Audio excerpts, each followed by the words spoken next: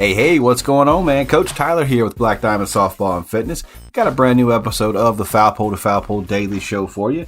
Today is Friday, February 2nd, 2024, and the season is going now. It is kicked off. It is here. We are finally here for the 2024 softball season. Now, before we jump into today's episode, I do want to remind you of our YouTube channel. It's youtube.com/@foulpole2foulpole.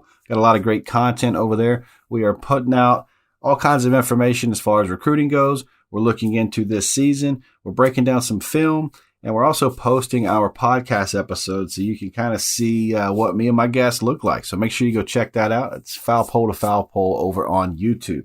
All right, so today's episode, I do want to get into Mount Olive and Coach Luke Shamblin. Last year at the end of the season, Coach Sansbury resigned and took a hitting position with IUPUI. And Coach Luke Shamblin was named the interim head coach.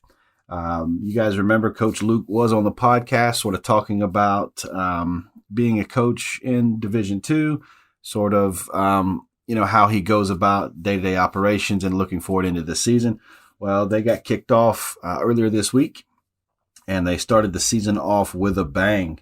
They went undefeated in their two-game set against St. Andrews and actually had a no-hitter.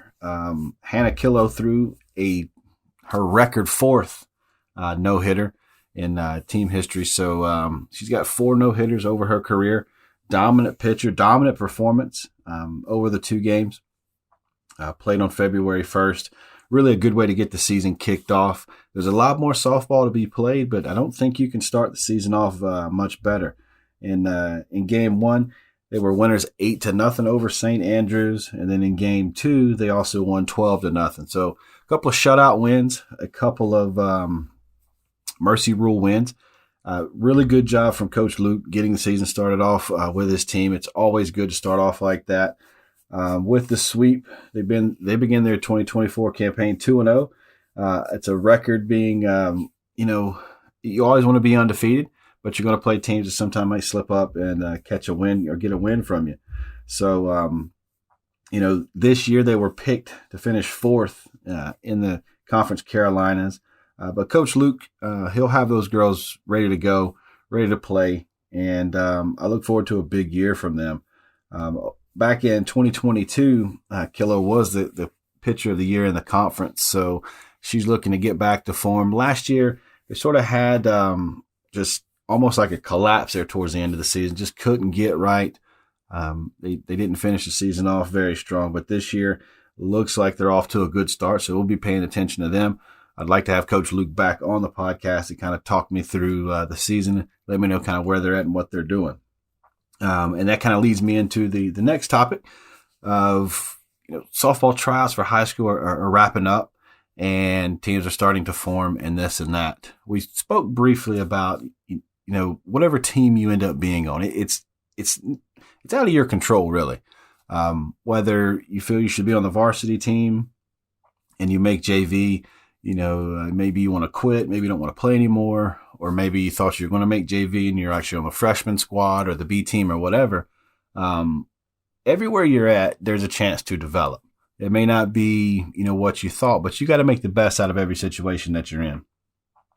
If you are a sort of a leader, just a natural leader, and you're not on the varsity squad or whatever, it doesn't mean you're a bad ball player. It doesn't mean you can't lead, your teammates, or you can't be a leader on the field or whatever. You have to take advantage of the situations that you're put in.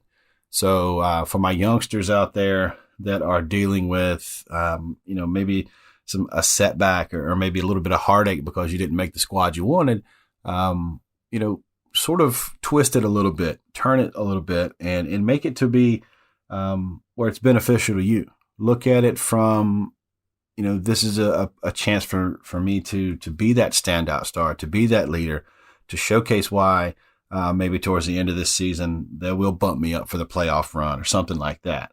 Those decisions are made by coaches at the end of the day.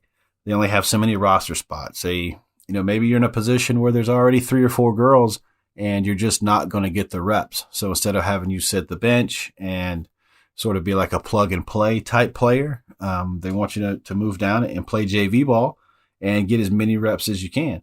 And then when the time is right, we'll move you up.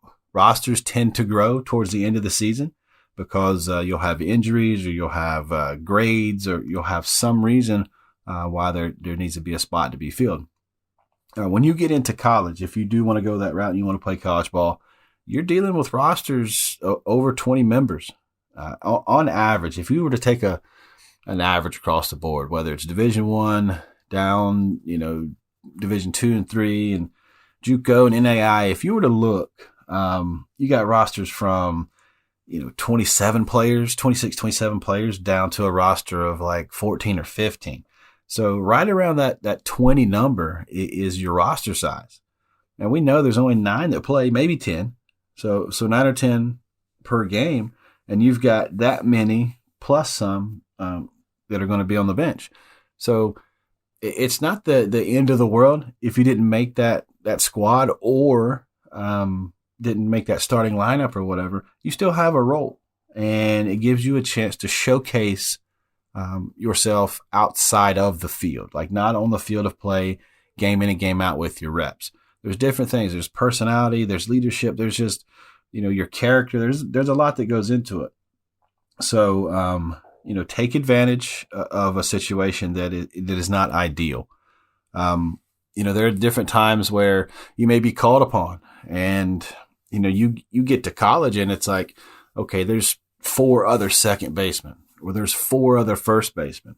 And then all of a sudden there's a spot that opens up, like our third baseman that just went down, or maybe our right fielder, we've only got 2 and there's one that's hurt and there's another one that, they need a backup or whatever, and you get a chance to showcase your skill set there. Then all of a sudden here you are, you're the starting right fielder. You get to campus and, they don't have a catcher, or they have one and they need some backups, or they need some bullpen catchers and then all of a sudden you fall in love with that position again, and boom, there you go. You are, a utility player that can move around, give yourself a bunch of options. But if you're like a pitcher only in this world, in this, day and time with softball, or if you're just a catcher only, or you're just a shortstop only, you're really setting yourself up to not have a position, because there are so many people on a roster. So open yourself up a little bit and be that utility player. Showcase your skills, that you can play multiple positions. That's the thing. And when you go and play maybe JV ball to get more reps, or maybe the B team and get more reps, it's a chance for you to hone those skills. And at the end of the day, we all know that high school ball isn't the end all be all. It's a part of your journey, whether you're going to the next level or not. Playing for your community, playing under the lights, being a part of a team, maybe dealing with some emotion, that kind of stuff. It shapes you. It shapes who you are. You learn from it, and you're able to grow as a person. And then who knows, you could be in a position where you're a coach one day, or, you could be a leader of a board, or you could be the top dog of a company or something like that. There's all these different things that you can learn from. And it's hard to look at it like that right now. Trust me, I get it. I was there. I played sports too. I've got daughters that play sports. So I deal with it all the time, trying to find the right words for young athletes. And it's hard, and then you got to deal with, the drama that goes into it. And so-and-so shouldn't be playing there. She, is always running her mouth or talking crap about her teammates, but, she's a starter, or she's on varsity, or this or that. And, there's all these different opinions and whatever. So there's always something going on. Just sort of roll with the punches. And if there's a concern that needs to be brought up, then by all means, have that conversation with the coach, no matter what it is. It could be, playing time. Ask the coach straight up. Hey, coach, what do I have to do to make it onto your varsity roster? Hey, coach, what do I have to do to get more playing time? Have that conversation and be honest. Be upfront with it. Don't just, assume that you guys are on the same page and you're just going to accept that lesser role. You don't have to. You can be vocal, but be respectful. Have some tact. Go about it. Don't run your mouth. Don't have mama and daddy, give the coach a call and say, hey, my kid plays third base on her travel ball team and she's the best player on the team and she has this average and that average. Hey, that's all well and good and that's awesome. I get it. But that you don't do that because it's a different team. It's a different dynamic. There's different things going on. So parents, let the players have the conversation. Parents, don't ruin the team at your dinner table. That happens a lot. Coaches, you guys know that. You guys and gals, you definitely know that. Teams are ruined by that dinner table because there's conversations between parents and kids that probably shouldn't take place. But in this day and age, parents would rather be their kids' friends than be their kids' parents. So, again, that's a different conversation. But anyway, as these softball tryouts are wrapping up and you have your spot wherever it's at, whether you're on varsity or whatever, take advantage of your situation. Okay. Big shout out again to Coach Luke getting his first 2 wins as the interim head coach at Mount Olive. We will be back next week with all brand new episodes. We'll be breaking down some of the games that took place this week and early next week as we gear up for the start of the Division I season. A lot of big games coming up next week. And also we have the TaxAct Clearwater Invitational. So a lot of big games. If you guys don't know where to look to find these games, to watch these games, that kind of stuff, a good place to start is always with ESPN. Not that I get paid for or get paid by ESPN or work for ESPN in any shape or form. But if you want to watch these games, a good place to start is the ESPN all over across their networks and also the conference networks as well, like the ACC, the SEC, Longhorn Network, those things. So check those out. We will be updating you as much as we possibly can. And we'll be doing some of the game breakdowns over on the YouTube channel. If you're not yet subscribed, go check that out. It's youtube.com/@foulpole2foulpole. If you know someone that likes softball podcasts and just hasn't found this one yet, or someone that might like this type of stuff, please share it with them. And as always, if you share it with a friend, be sure you tell them you love them.